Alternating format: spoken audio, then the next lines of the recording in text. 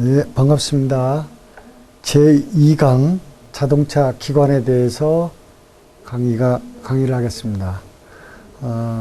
여기 보시면 자동차 기관의 개요라고 나왔는데, 자동차 기관은 연료를 연소시킴으로써 발생하는 열 에너지를 기계적인 에너지로 변환시켜서 주행에 필요한 동력을 얻는 기관을 말한다.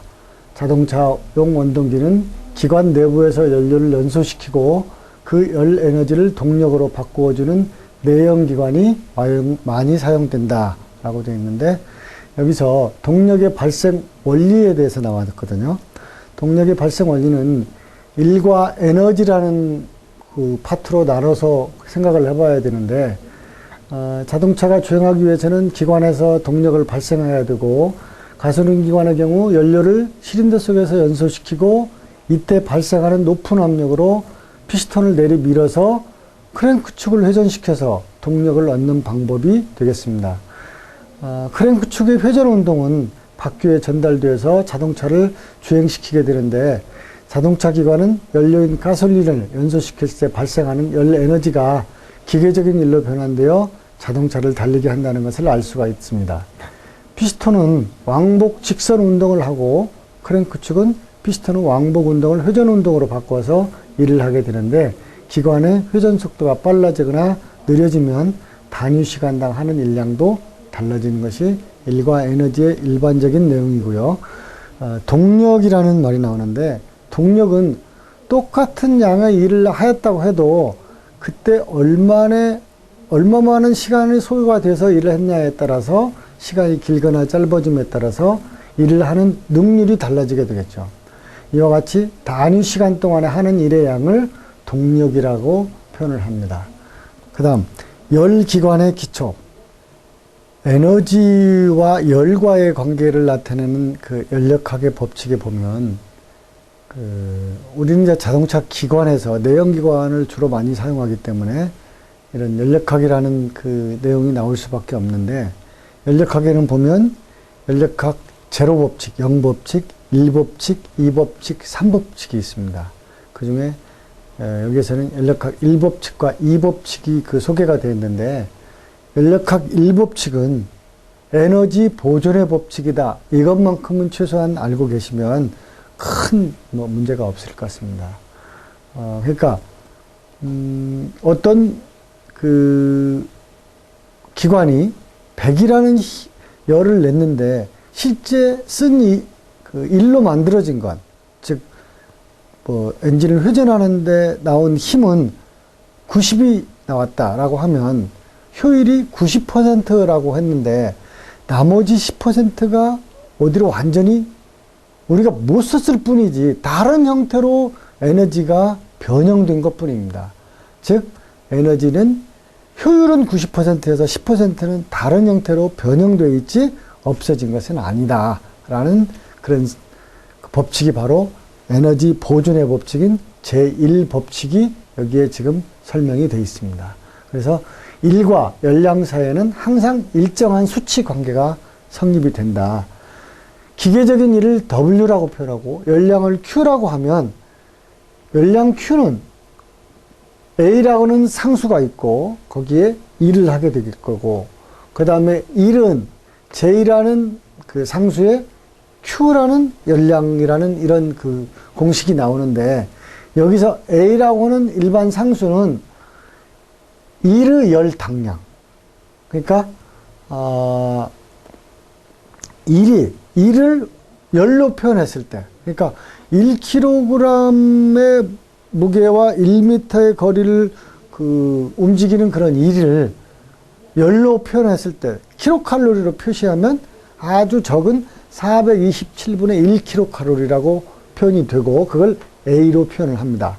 그 다음에 꼭 반대의 개념인 열을 1로 나타내는 것을 J로 표현하는데, 427분의 1이 아니고 그때는 1kcal는 427kg 메타의 그 J로 표현할 수가 있다. 연력학에서 아주 기본적으로 많이 사용되는 그런 상수가 되겠는데, 그래서 1마력은 1ps는 75 곱하기 3600kg 중 메타다. 이렇게 되어 있는데, 이때 3600은 왜 나왔느냐? 시간당을 초속으로 구축 위해서 1시간에 60분, 그 다음에 1분 60초니까 3600으로 곱해서 마력으로 계산했고, 1kW는 102 곱하기 3600kg 메타가 되도록 되어 있습니다. 이게 이제 연력학에서 기본적으로 가장 좀 많이 사용되는 내용이고요.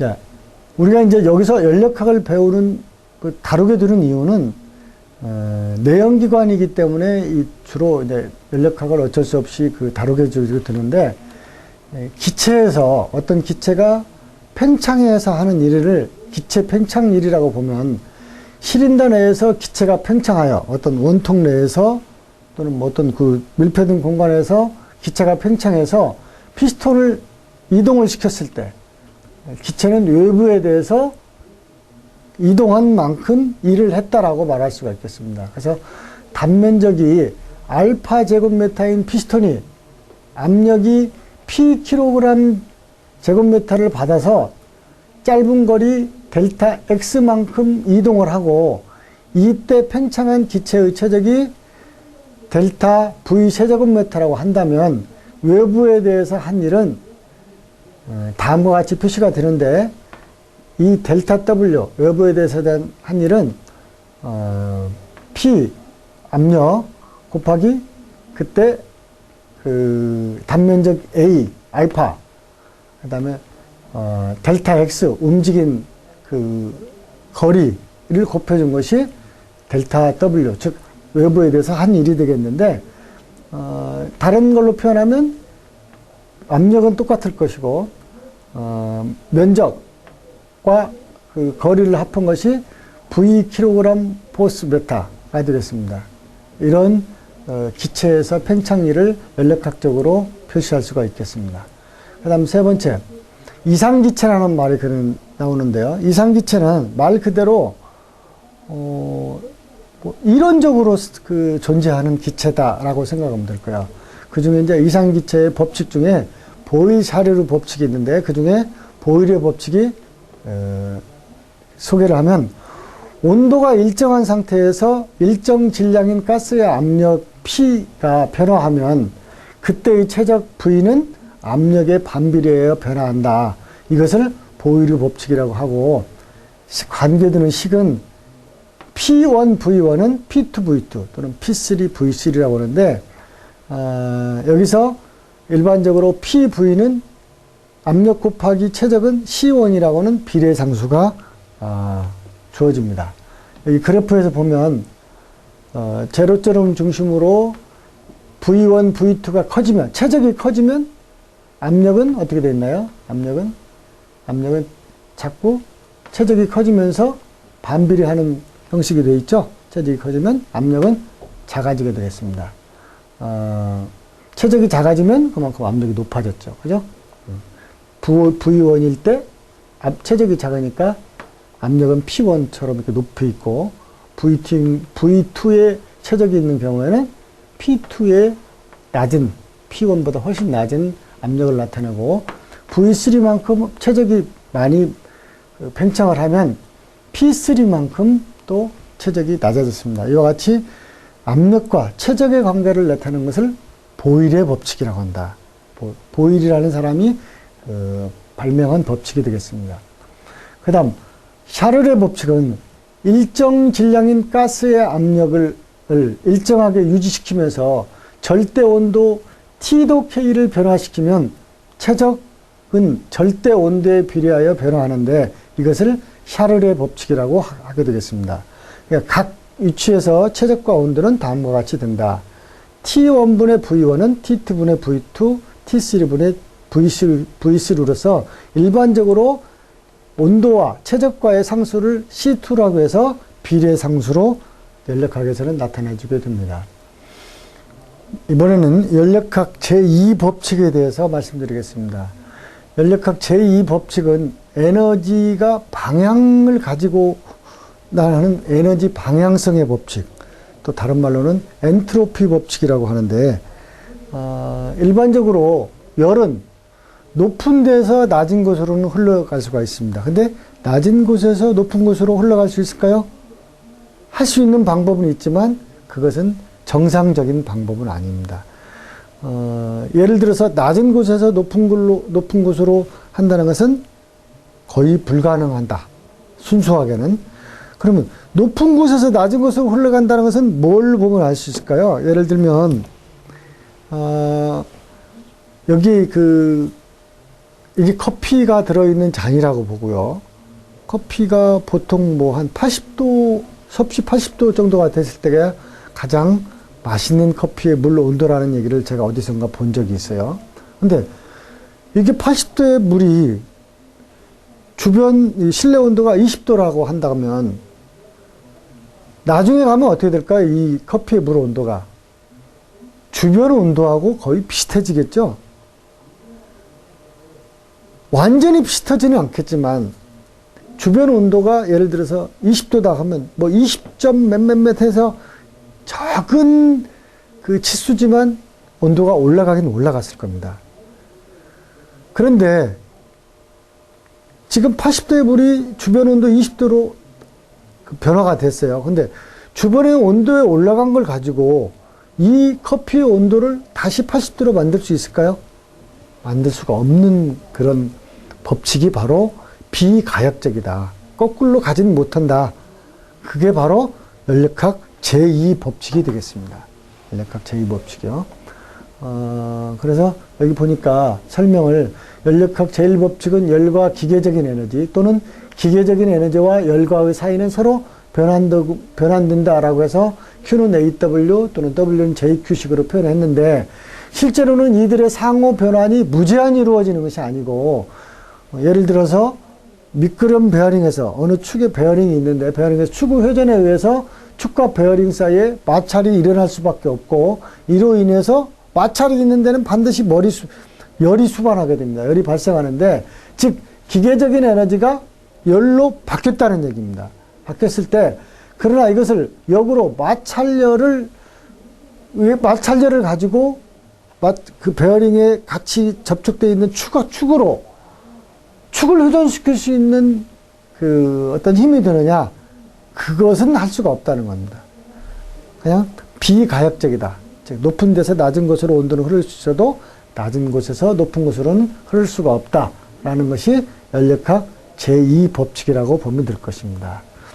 연력학 제2법칙까지 설명을 했고요. 그 다음에 나오는 게 열효율이 나오는데 열효율이요.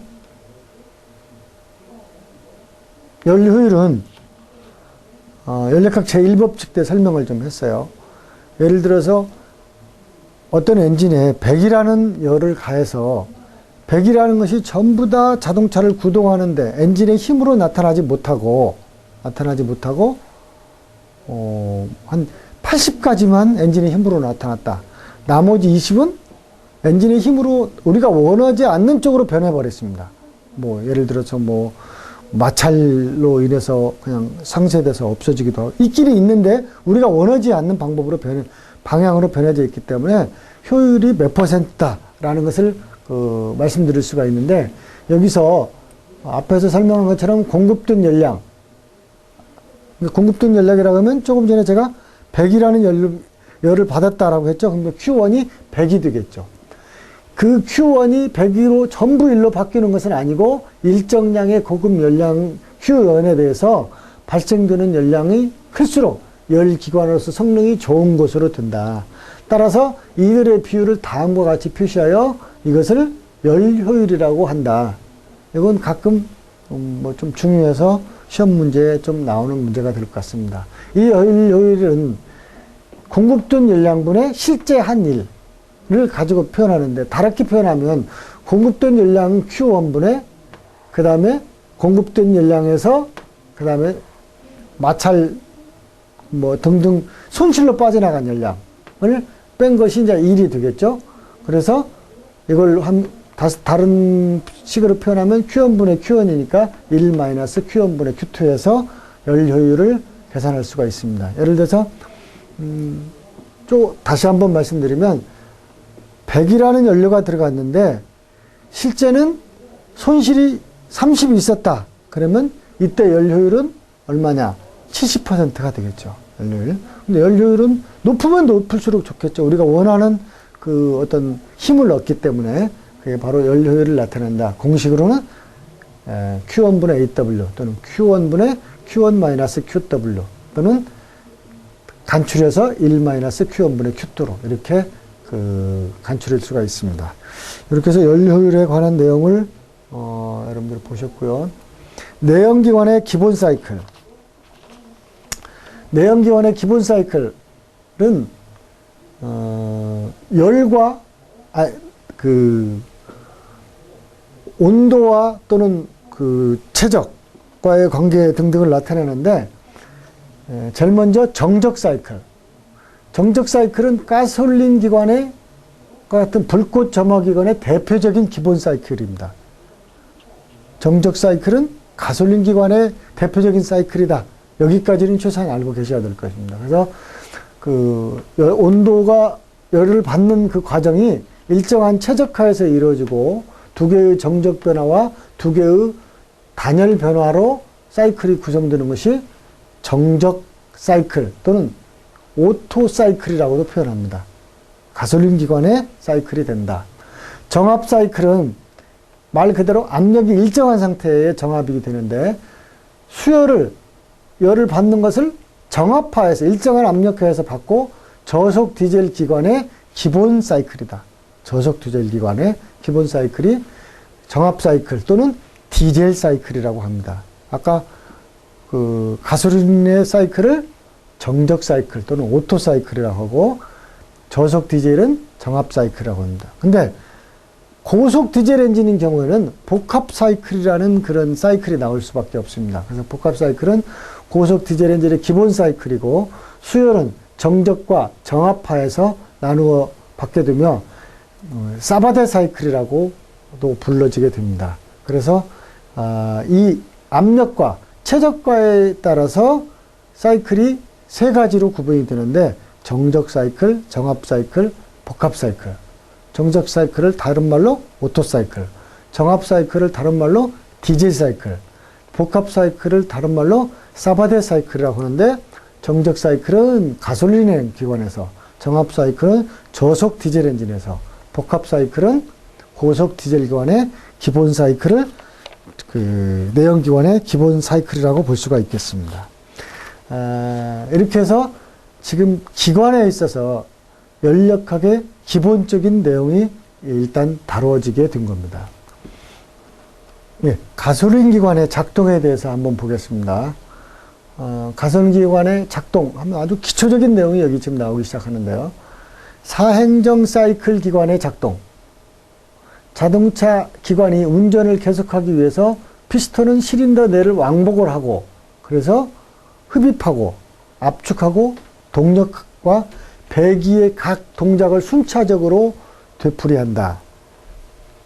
이러한 일련의 작동을 하는 사이클이라고 하는 것을 사행정 사이클이라고 한다. 그러니까 행정이 네 가지가 있다는 얘기죠. 그 행정이 첫 번째 행정이 일반적으로 흡입 행정이 될 거죠. 흡기. 그 다음에 흡입된 혼합가스나 뭐 공기를 압축하는 압축 과정이 있을 거고, 그 다음에 동력 과정이 있을 거고, 동력에서는 팽창 과정이라고도 되고, 그 다음에 이미 연수된 그 공기나 그 연료를 배기하는 배기 과정, 이 네 개의 그 행정을 사행정 사이클 기관이라고 합니다. 우리 자동차용 그 기관에는 대부분 이 사행정 사이클 기관을 사용하는 걸로 되겠죠. 흡기, 압축, 동력, 배기. 이게 순차적으로 이루어지는 거죠.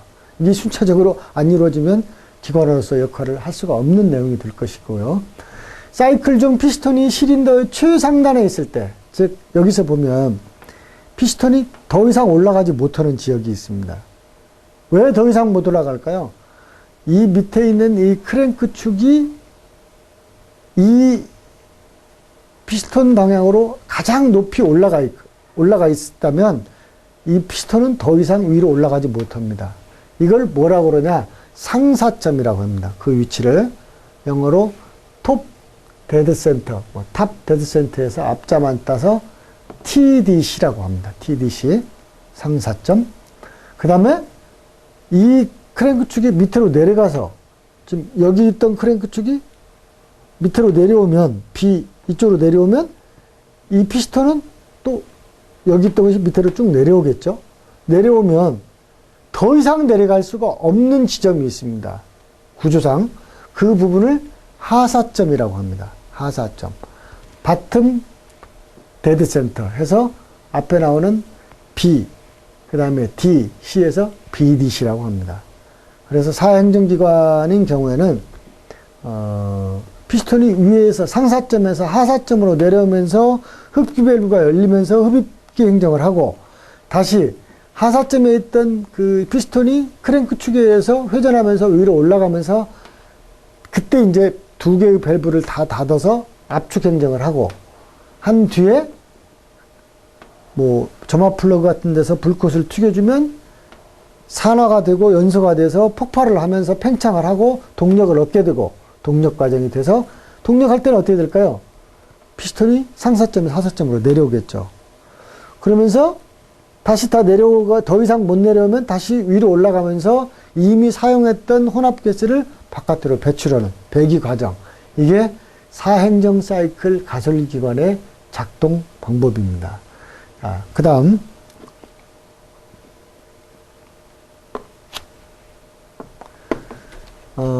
피스톤이 상사점과 이제 여기서 크랭크 축이 이렇게 동그랗게 됐을 때 상사점과 하사점 사이 이게 젤로 더 이상 못 올라가는 데하고 젤로 낮은 더 이상 내려가지 못하는 부분의 그 거리를 뭐라고 그러냐 행정이라고 표현합니다. 행정 영어로 스트로크라고 하는데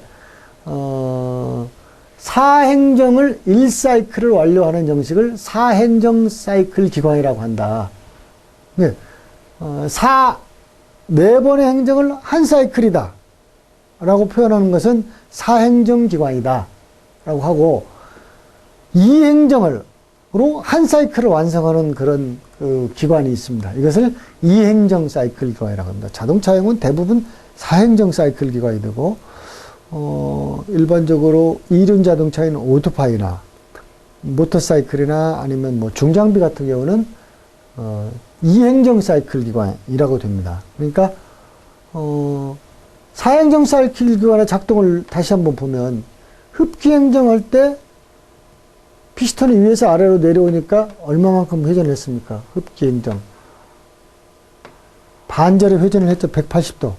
다시 밑에 있던 그 피스톤이 다시 올라가면서 위로 올라가니까 180도 회전하면서 압축을 끝냈죠.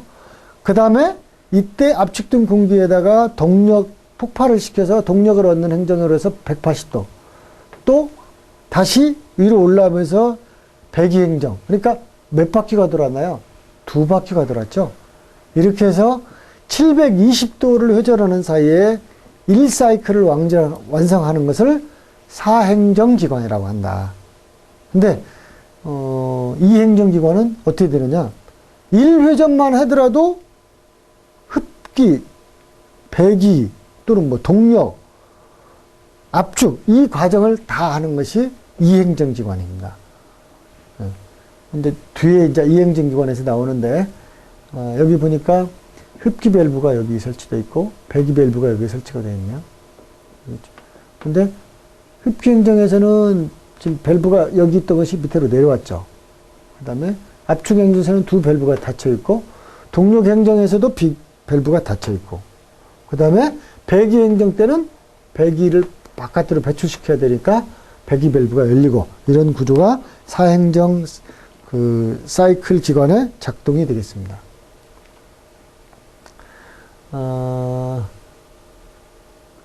그러니까 사행정 사이클 기관은 최소한 엔진이 2바퀴를 회전을 해야 한 사이클을 완성한다.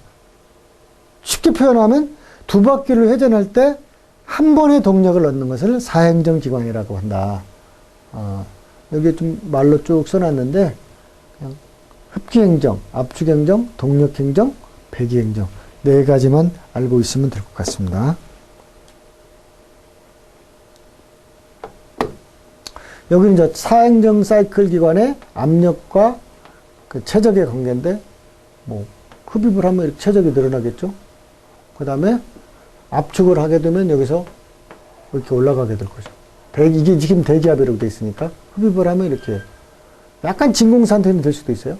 그 다음에 압축을 해서 어떻게 되면 압력이 이만큼 압축 압력이 올라갔죠.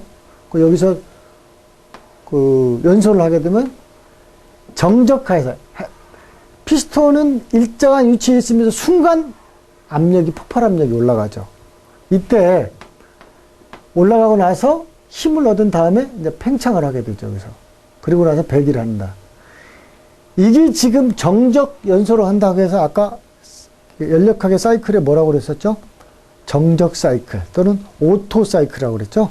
그래서 압력과 최적과의 관계를 나타내는 것이 이게 사행정 사이클 기관의 특히 가솔린 기관의 정적 연소의 PV 선도가 되겠습니다. 자, 지금 그 연소실과 그 다음에 피스톤의 움직임에 따라서 연소실 최적, 그 다음에 행정 최적을 설명하기 위해서 그림을 좀 그려봤습니다. 여기 보시면 이 부분이 이제 뭐 헤드 부분이 되겠죠. 이 부분이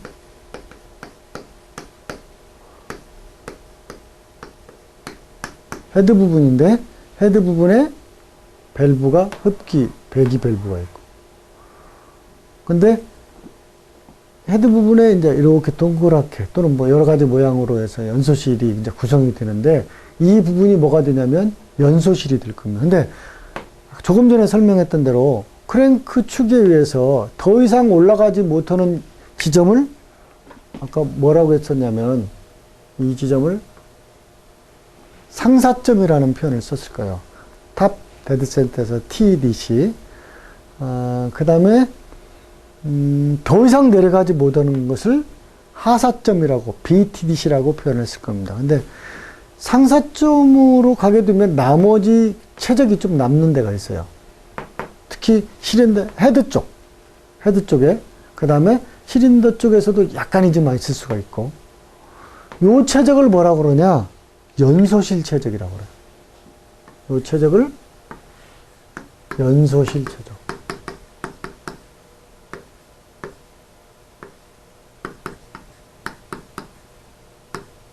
연소할 수 있는 공간이다 라고 생각하면 될 겁니다. 연소실 최적이고, 그 다음에 피스톤이 여기 있다가 하사점까지 내려왔어요. 하사점까지 내려오면 이 사이가 무슨 최적이 되냐. 여기까지는 아니고요. 약간 밑에가 되겠네요. 요거하고 요 사이의 최적. 이 최적을 뭐라 그러냐. 이 최적을 행정 최적이에요.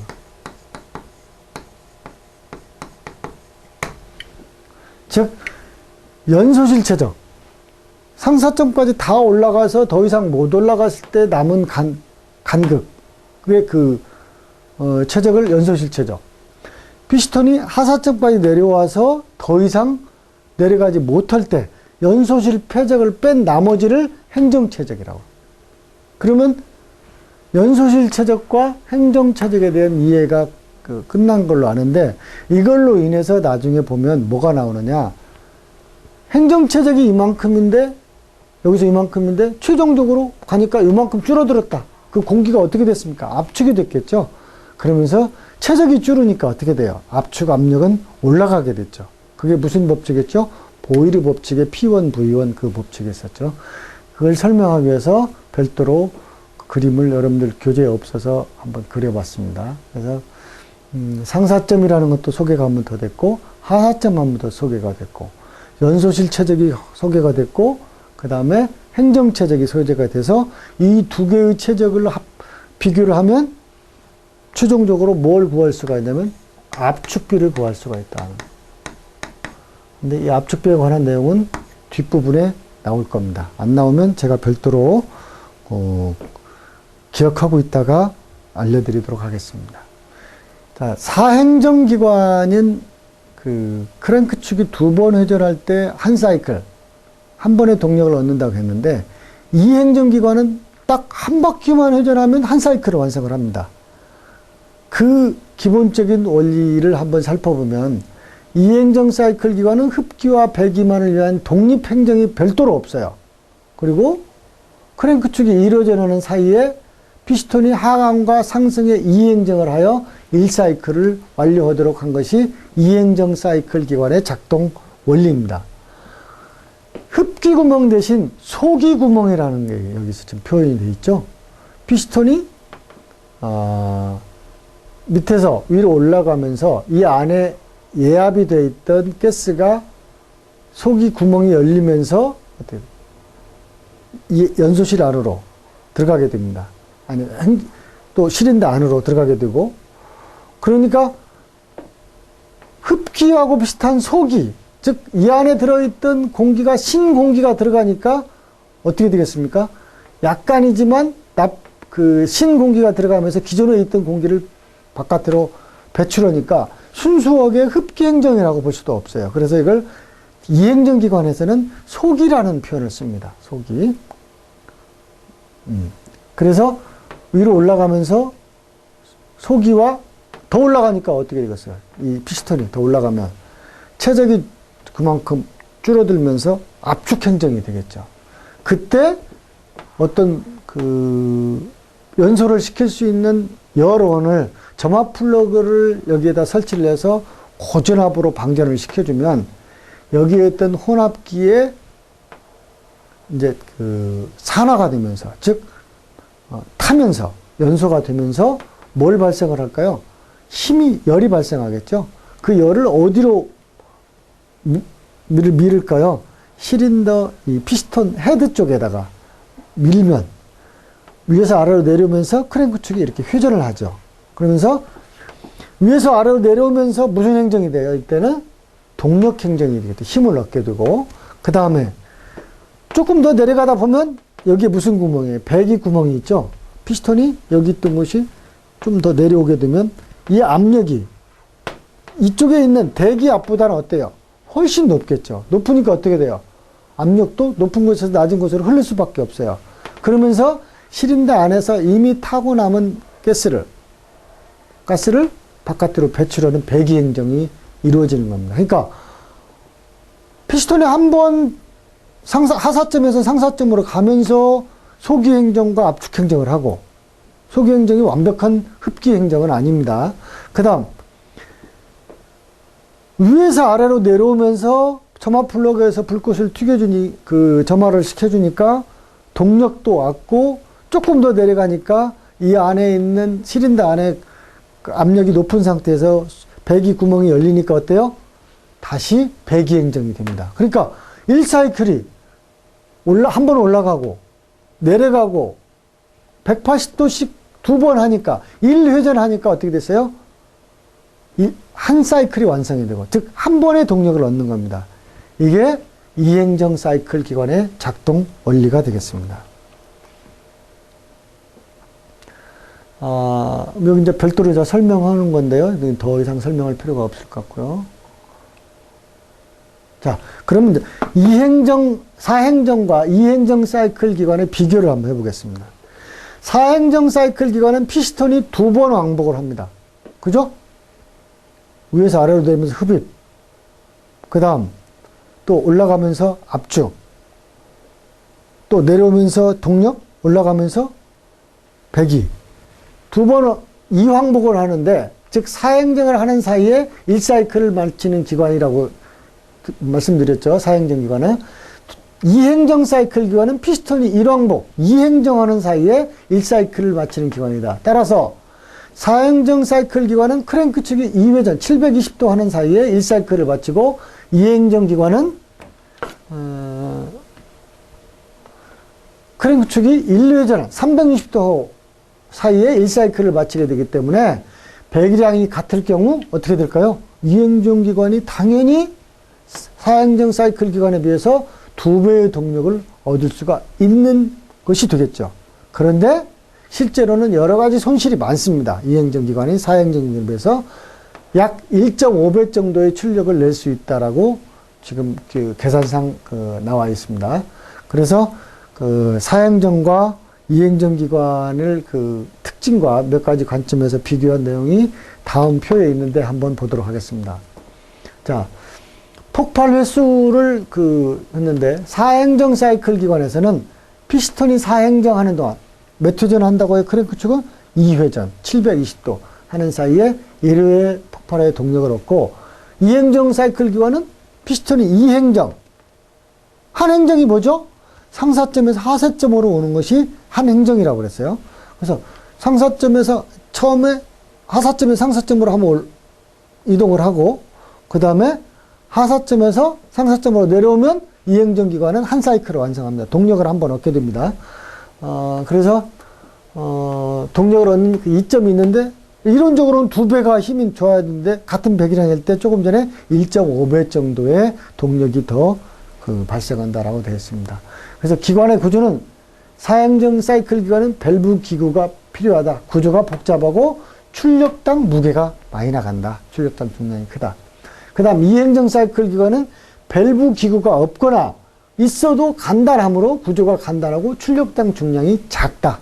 이런 또 그 장점이 있는데, 열 효율면, 아까 열 효율 나왔었죠? 뭐 있었죠?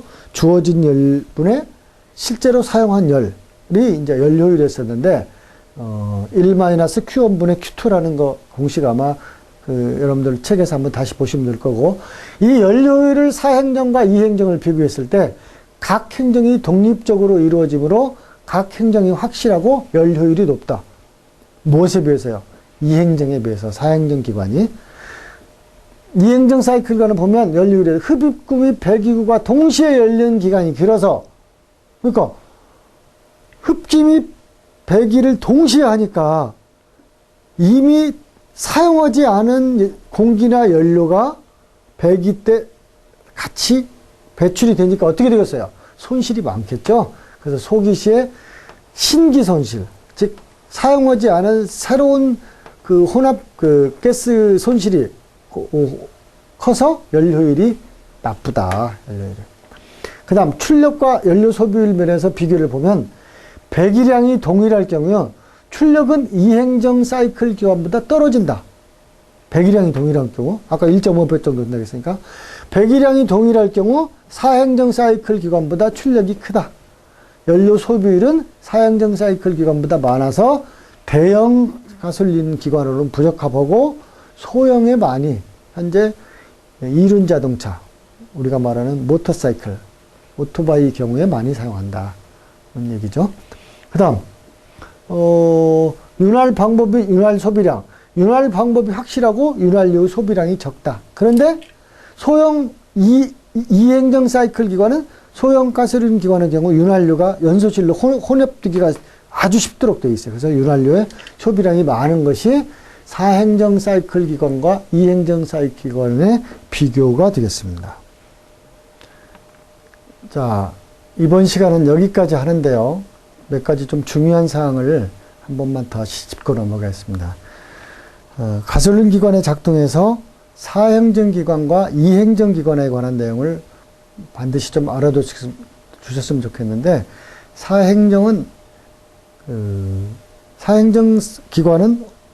사이클 가솔린 기관은 크랭크 축이 2회전하는 동안 한 사이클을, 한 번의 동력을 얻는 것이 사행정 기관이라고 그랬고, 크랭크 축이 1회전하는 동안 한 번의 동력, 한 사이클을 완성하는 것이 이행정 기관이라고 그랬는데, 그 기관의 아까 조금 전에 차이점을 좀 알아두시고, 또 한 가지는 피스톤이 더 이상 못 올라가는 지점을 상사점이라고 그랬고, 그 다음에 더 이상 내려가지 못하는 지점을 하사점이라고 했는데, 상사점에서 하사점까지의 피스톤이 움직인 거리를 행정이라는 말로 표현합니다.